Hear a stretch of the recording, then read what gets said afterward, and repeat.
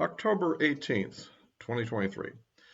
Well, it looks like, well, with Biden going to Israel and was going to meet with several other leaders in the area, the president of Egypt, king of Jordan, and of course, Abbas, the head of the Palestinian Authority. They've all opted out of this meeting. So he's only going to be meeting with the Israeli leaders and supposedly going to give them some advice on how to conduct their operation in Gaza, assuming it's still going to go. I think it's going to go, just like I said in the last video. At the time, I was a little bit thinking that by the time it actually got out and people saw it, I was thinking, will this thing be obsolete before they see it? But of course, the big operation hasn't happened yet. So I guess I was more on target there than we might have thought. And of course, now the latest brouhaha is apparently the Islamic Jihad launched one of their rockets that malfunctioned, broke apart, and the warhead crashed into a hospital and killed a whole lot of people. And that's so. And of course, immediately, of course, they're going to blame it on Israel dropping a bomb on it. But of course, apparently they have solid evidence that's not the case. However, the people in the Middle East won't care. They'll believe what they want to believe. So the reaction would be the same pretty much as if they did drop a bomb on there, except I guess we won't react that way. But, you know, this is the sort of situation we're in here. And of course, we now have the Iranians making threats. And of course, there's actually ongoing skirmishes with Hezbollah on the northern part of Israel. So that's kind of our situation. And we're not sure whether this is how far this is going to escalate or not. I think a lot of damage has already been done to the infrastructure in Gaza, although I suppose they've been targeting based on what information they had, where various Hamas leaders were, or where their weapons storage bunkers were, and things of that sort. There's also claims that maybe 15 hostages have been killed by these strikes by accident, although that's maybe a lie, you don't know. And it also may be that some of them just died anyhow, because some of them were wounded and injured, and I'm not sure what kind of medical care they're getting, given the fact that the medical services in Gaza are probably overwhelmed anyhow, and Israeli hostages aren't too well liked there, so I don't know. So that's kind of where we're looking at here. We do have two carrier strike groups, one already on station, I think, and the other one on the way. And of course, that brings it some additional firepower. There's also certain fighter units that have been moved in, and there's a Marine Expeditionary Force. Which leads us to the question, of course, what are we going to do with all that? The general thought is that this was there to deter Hezbollah from entering the war, because obviously they're going to take orders from Iran, depending on what Iran wants to do, and so that's kind of the situation that we're facing here. Is what does Iran really want to do? So anyway, if you like these videos, please give me a like. You can subscribe if you haven't already. Thanks to new subscribers, and of course you can click the bell for notifications. So anyway, yeah, that's our situation. I don't really back off too much from my earlier statements. I don't really see the major countries in the area of Jordan or Egypt directly entering the war with their own national armies, and nor do I see Syria, but I do think that Iranian Revolutionary Guard forces that are in Syria could very well move to the Gaza, excuse me, not Gaza, move to the Golan Heights, excuse me, and sort of try to launch raids there against Israeli positions. And of course, there's always a possibility that Hezbollah will enter the conflict full force. We can't rule that out. And they apparently have a massive amount of rockets, much superior to those that the missiles do, being ones that have guidance. It's much superior to the ones that the Hamas had. And so that is the major question here. Um, as to what roles these U.S. forces have with the two carrier strike groups, uh, one way of looking at this is that basically those carrier strike groups' capabilities are probably in the range of oh, maybe 35% to 40% of the Israeli Air Force. Okay, that's about the level it's at. Remember, the Israeli Air Force actually has, I think last numbers I saw, something like 39 F-35Is in there. So that's a stealth air fighter, you know. And I really don't know what exactly what aircraft are deployed on those two carriers. We know for sure, of course, there'd be a large number of the FA-18E and F aircraft, and probably F-18Gs, their EW version. Those would be pretty much for sure to be on there, along with a variety of other supporting aircraft, E-2C and so forth, um, to provide air warning for any kind of attack. Um, from a hostile force, although I don't think there's a hostile air force likely to engage them. Um, I mean, it's possible, but I don't think so. Um, if they're smart enough to stay outside of missile range of Hezbollah, then they would be able to strike with pretty much impunity. And of course, there's a lot of weapons that they have, including the so-called Slammer and Slammer ER missiles. I believe they have some kind of a decoy too. I don't know much about it, but I've seen some videos about this sort of thing. And so they have a bunch of capable weapons. Whether they have any F-35Cs on board, I don't know. They have been deployed on some carriers, but I'm not sure specifically which ones.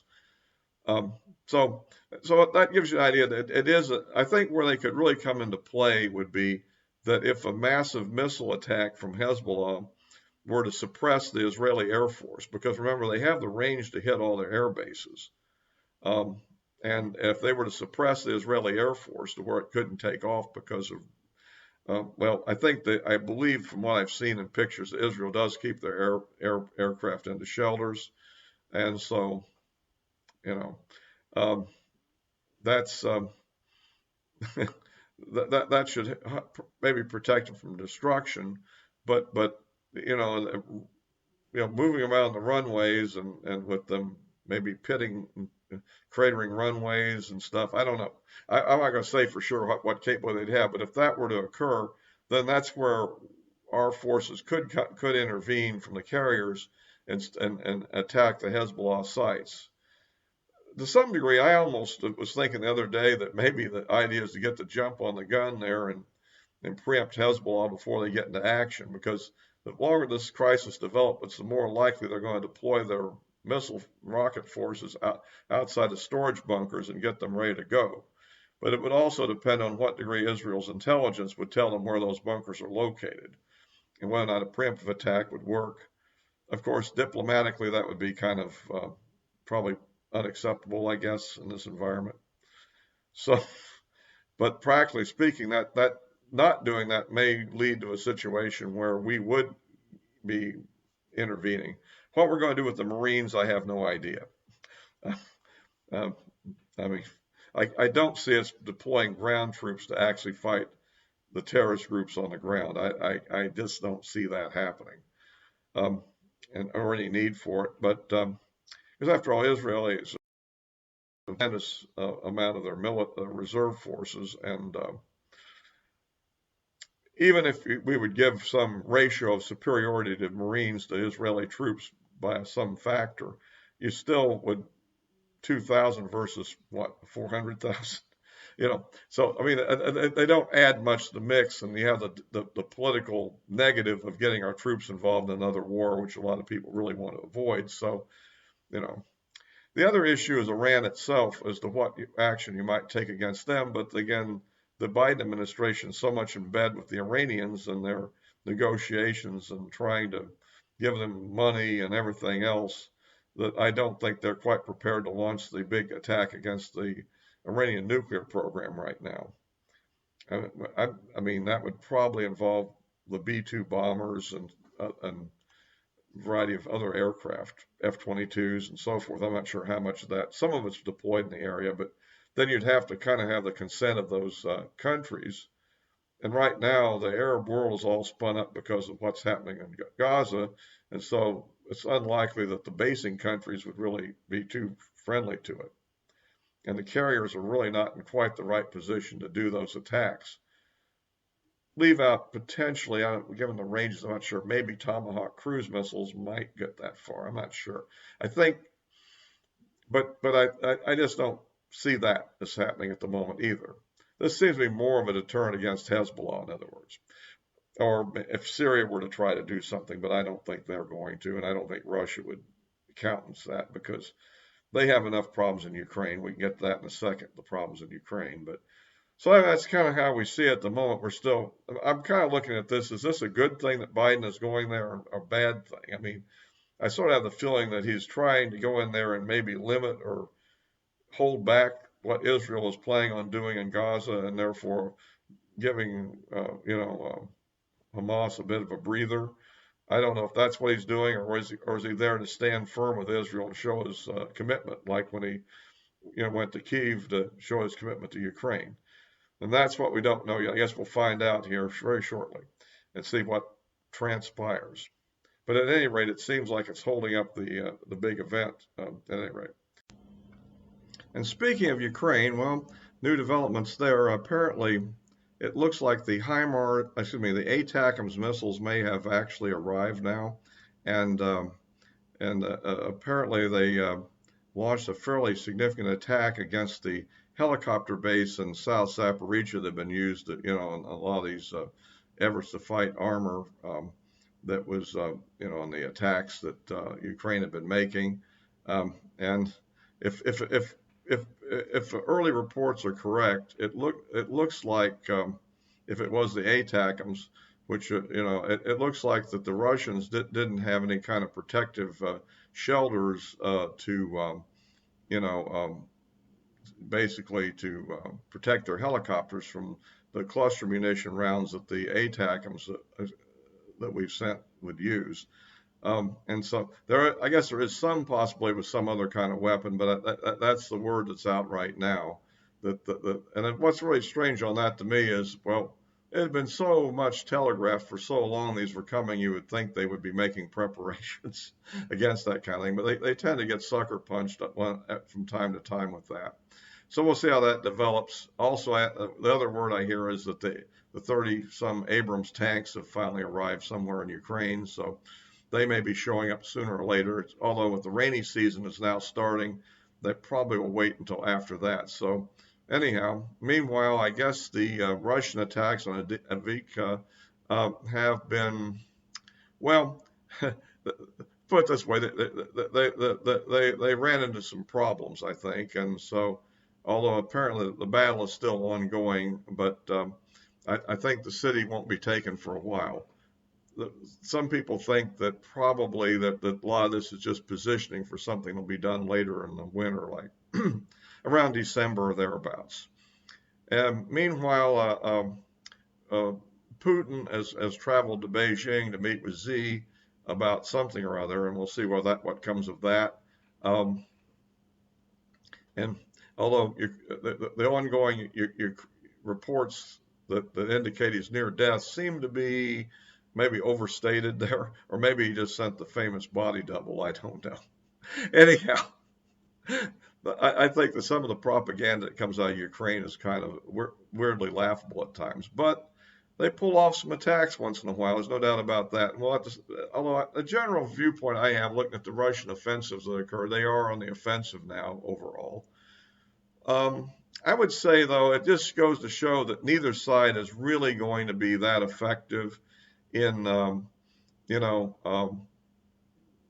on, launching a massive offensive and really taking a lot of ground. I think that this is a very World War I-ish situation in a more high-tech environment.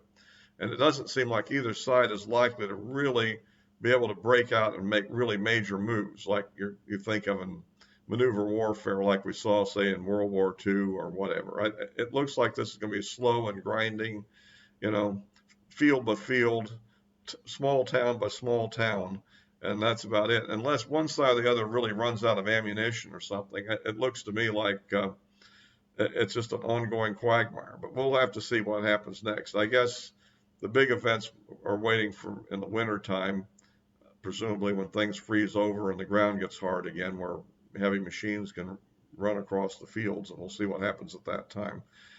But that's about it for that. So we're just waiting for developments in the Middle East as well. And at any rate, I will, of course, post this on Rumble, my backup site, as well as here and on the YouTube. And you can follow me on social media accounts, which are listed below. Most frequently, I post on X, as it's now called. And you'll get different updates on a variety of different topics, political things. I guess I should also mention in closing, well, first day of voting, and it looks like Jordan is not got Jim Jordan hasn't got the appointment yet. So it looks like we'll just have to wait and see what occurs. But I think the Republicans are in an absolute mess and don't know what they're doing. Until next time.